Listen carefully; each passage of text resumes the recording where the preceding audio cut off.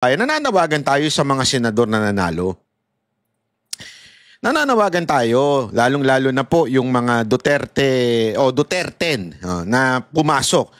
Sabihin na natin, Bato, Senator Bongo, Marcoleta, at Senator Amy.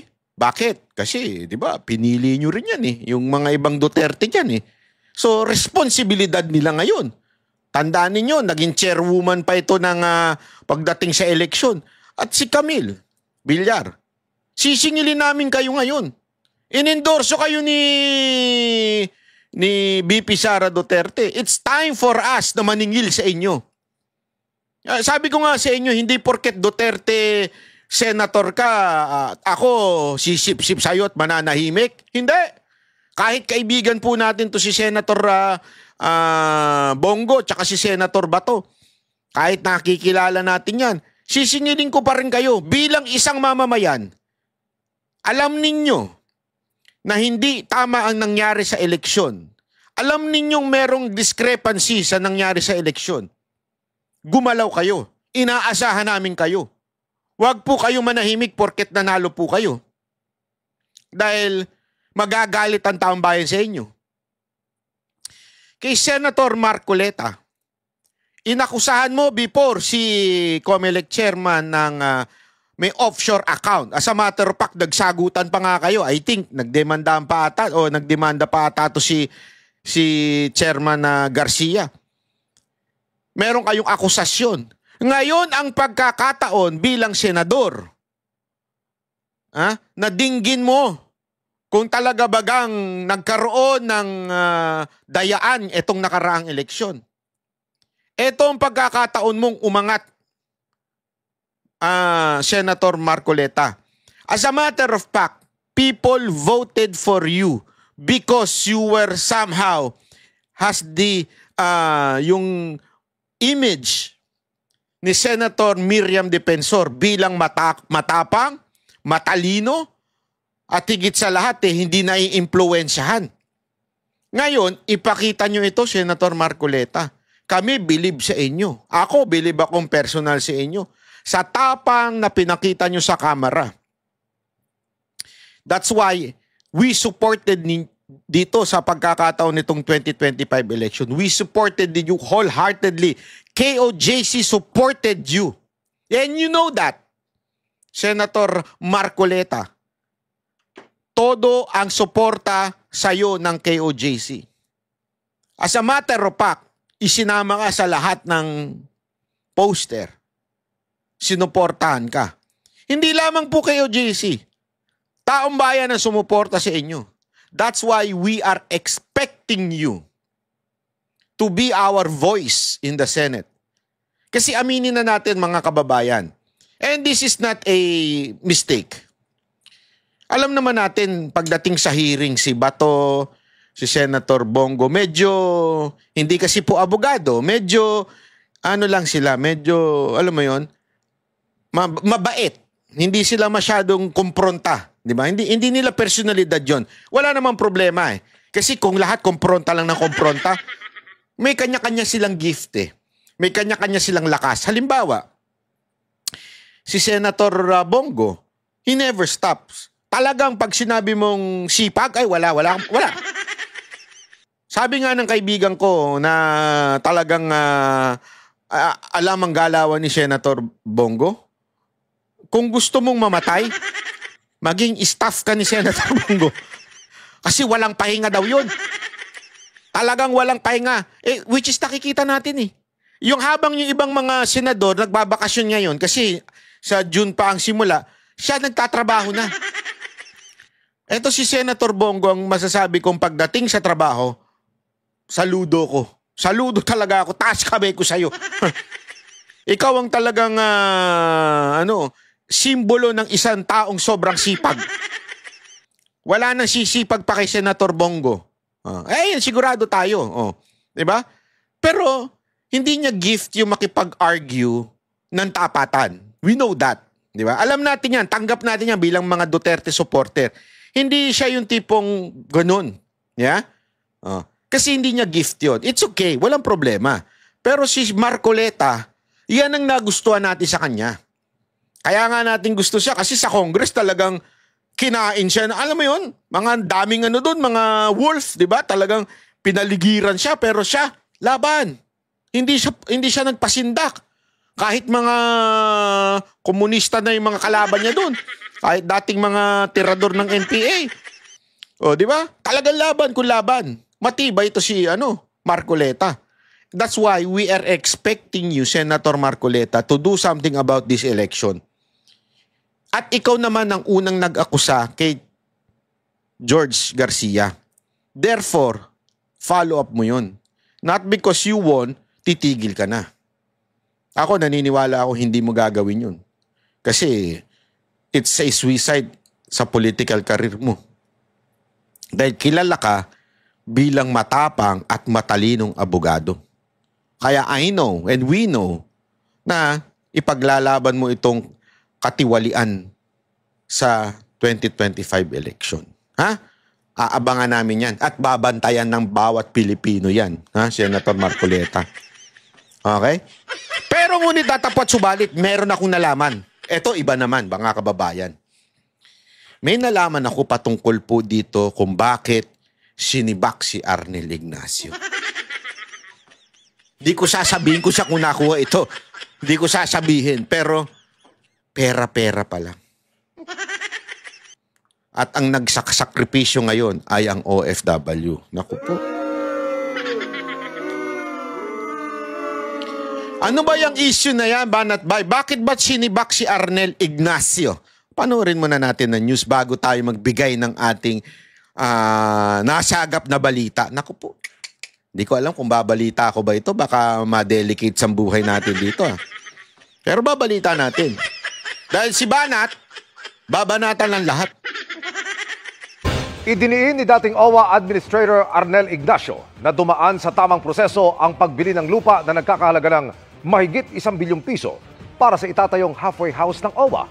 Wala umano siyang kinita sa transaksyon. Nakatutok si Mariz Umali.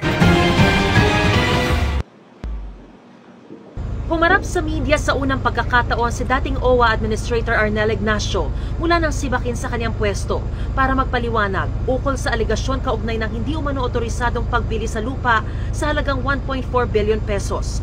Ayon kay Ignacio, dumaan daw ang transaksyon sa tamang proseso. Ito po ay dinala namin sa board.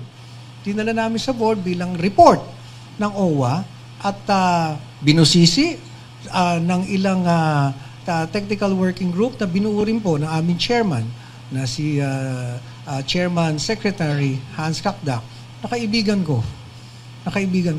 Nako. Bakit kanya sinasabing hindi daw dumaan? Mamaya may kwento ko sa inyo. Hindi ko nga alam mo, iniisip ko ngayon kung ikikwento ko eh. Tandaan ninyo, dati si Mocha dyan. Kaya alam ko mga baho na mga putang ina dyan. Hindi ko na nasasabihin ko sino. Pero alam ko, yung baho ng mga animal dyan sa loob ng OWA. Maniwala kayo sa akin, amoy namin yan. Buti na lang talaga, si Pangulong Duterte matindi ang tiwala kay Mocha. Buti na lang talaga, basta, ituloy mo muna, Arnel. Walang nakitang iniliban na hakbang. Lahat ng mga requirements sinunod at sinabing maayos ang aming pagkakasunod sa RA 10752. So, ito po ang kaya ako gulat na gulat na tinawag itong anomalous deal. Ang biniling lupang may lawak na 6,499 square meters malapit sa NAIA Terminal 1, inilalaan para sa itatayong halfway house ng OWA. Mariin niyang itinanggi ang mga akusasyong may kinita siya sa transaksyon. Napakabigat. Pagkatapos napakaraming aligasyon sa akin. Saan ang galing? Sa isang papel na walang nakapirma. Na ang dami-daming sinabi na kinita ko. Pati nga yung numero hindi na nga magkasundo kung magkano. Wala po akong kinita dito. Nilinaw din ni Ignacio na Land Bank ang nagtakda ng halaga ng lupa at ito rin ang sinunod ng OWA sa pagbabayad. As our government financial institution, it's the Land Bank who assessed the value and it is exactly the amount. Nagigets ninyo? Hindi involved si Arnel. Land Bank ang nag-assess nung sinasabing binili nito. So kung Land Bank ang nag-assess, bakit ang bintang na kay Arnel? Nagigets ninyo? Sila ang nagsabi, ito tama itong amount. Tapos, based na rin sa kwento ni Arnel, inapruban naman pala ng board. Bakit sinasabi, hindi daw inapruban? Kasi nga, may kwento ko. Pero tapusin na natin tong balita para may kwento ko na. Overpaid. At sana naman lang, binigyan ako ng pagkakataong makausap. Nagulat na nga lang po ako na isang araw pinatawag ako na ako ay papalitan. So, yun po ang nangyari dito. Hindi ko po ito itinago sa ito pong ganitong kagandang transaksyon. Bakit namin itatago ito? Sa ngayon, wala pang tiyak na sagot si Ignacio kung ano ang susunod nilang magiging hakbang. Pero umaasa siya na magagamit pa rin ang pasilidad ng mga itinakdang benepisyaryo nito. Para sa GMA... Ayan. Ito, kikwento ko na. Malupit na malupit to.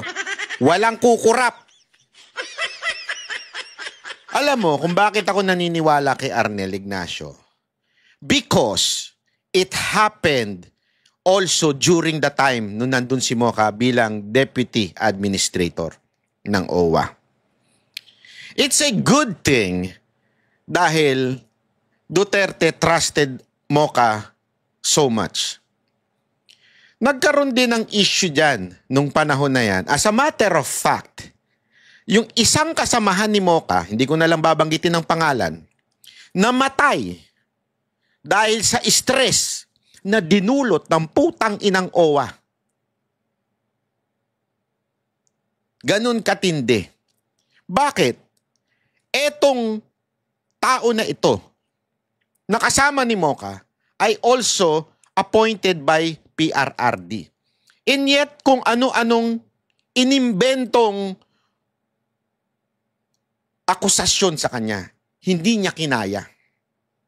You can ask Mocha kung sino yun. Hindi ako magsasabi sa inyo. But I know it. Why? After niya, si Mocha yung isusunod. Hindi ko alam bakit dyan sa loob ng OWA, napakadami ninyong insecure na mga animal kayo. As a matter of fact, noong panahon na yun, gusto ko ng banatan niyang OWA eh. Pero pinipigilan ako ni Mocha. Kasi maantala yung trabaho.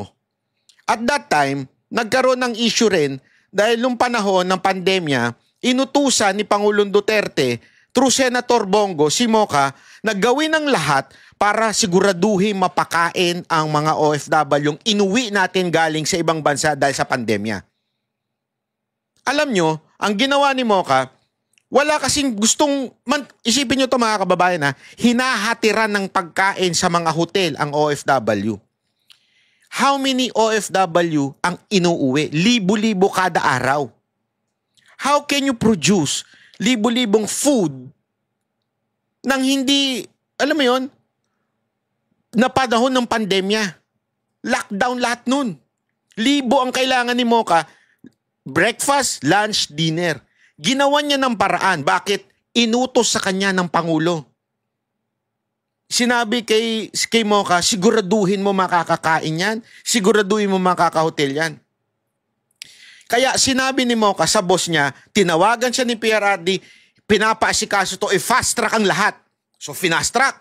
Kasi nga, gutom eh. Alam naman, hindi lumalabas eh. Bawal lumabas, di ba? Dahil naka-quarantine sila. Alam naman, bibiding, bla bla bla. Gutom. So, umorder sila sa isang, parang ang tawag doon, yung nagke-cater. Tapos kini-question siya. Isandali, hindi naman dumadaan sa kanya yung bayad eh. Diretso doon sa caterer ang kumukuha ng bayad doon sa OWA. Ang bad trip pa nga, hindi pa on time. Nagpapaluwal pa ngayon yung catering. Buti na lang yung catering, may tiwala kay Mocha. Or else, maaantala ang pagkain ng OFW. Tapos, may mga quote-unquote na mga tarantado dyan sa loob ng OWA na kini-question si Mocha.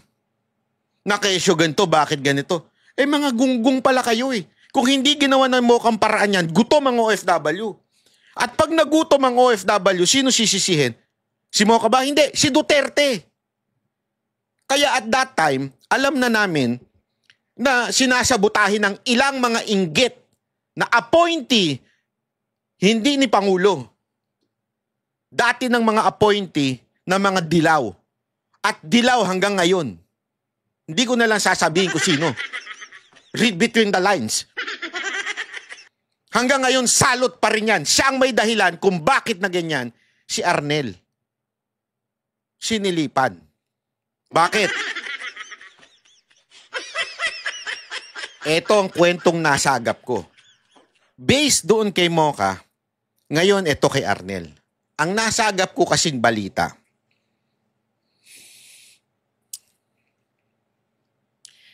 Ito daw si Arnel, hindi alam ang kalakaran. Gago! Anong kalakaran yun? Sa bawat proyekto, kailangan merong bahagi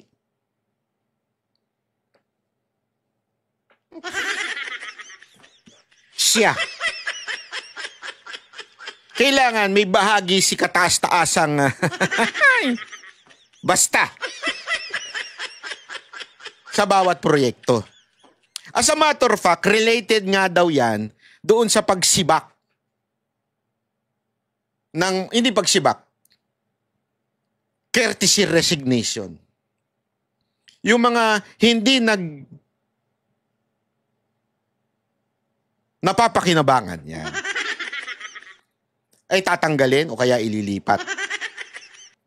Sa madaling salita, yung mga quote-unquote tuwid o ayaw hindi mapakinabangan, ililipat.